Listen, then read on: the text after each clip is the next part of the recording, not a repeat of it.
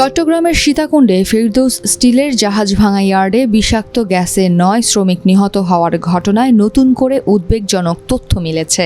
যে জাহাজের ballast tank থেকে গ্যাস ছড়িয়ে এই প্রাণহানি হয়েছিল, সেই জাহাজের আরও 3টি ট্যাঙ্কে পাওয়া গেছে হাইড্রোজেন সালফাইড গ্যাস ও কালো স্লাজ। 18 আগস্ট দিনভর জাহাজটি পরিদর্শন করেন তদন্তকারী দল ও বিশেষজ্ঞ কমিটির সদস্যরা। জাহাজের 8টি ব্যালাস্ট ট্যাঙ্ক থেকেই সংগ্রহ করা হয় পানির নমুনা। নেওয়া হয় ট্যাঙ্কের ওপর ও নিচের স্তরের পানির নমুনাও।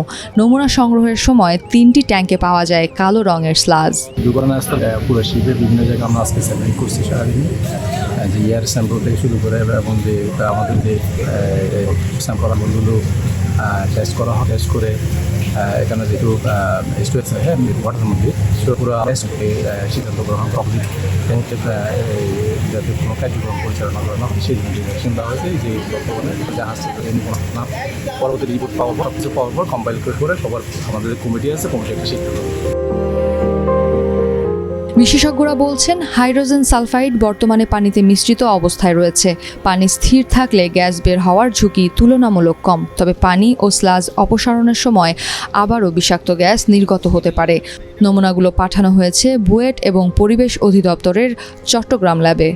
আমরা আসলে সকাল প্রথম করে যে দুটা কোম্পানিকে দায়িত্ব দেওয়া হয়েছিল, যারা expert in cleaning and assessment and removal of this hazards এবং প্লাস ট্যাঙ্কিংয়ের কাজ ওরা করেন এবং ওরা আন্ডার ওয়াটার কাজও করেন। যেহেতু এটা জাহাজটা কিছুটা পানিতে কিছুটা ডাঙা, সেই জন্য তাদেরকে বলা হয়েছে। তো ওরা সকালবেলা ইন্সপেকশন করছে এবং ওরা ইন্সপেকশন করে কোনো কিছু পাননি এবং ওরা দেখছেন যে জায়গা সেফ, এবং সেই মোতাবেক আমরা ওখানে গেছি, যে ওই জায়গাটা স্পটটা আমি নিজে উপরে উঠছি এবং নিচে দেখছি যে এখানে আসলে কোনো আবাস নেই, কারণ সেখানে আর যেটা ছিল সেটা আর নাই। মানে যেটা ডাউট করছিলাম যে আমরা এখানে কোনো একটা প্রোডাকশনের কোনো একটা হাইড্রোজেন সালফাইড প্রোডাকশনের কোনো একটা কিছু থাকে কিনা, কোনো ডেব্রিজ বা কোনো রেসিডিউ আছে কিনা, সেটা নাই।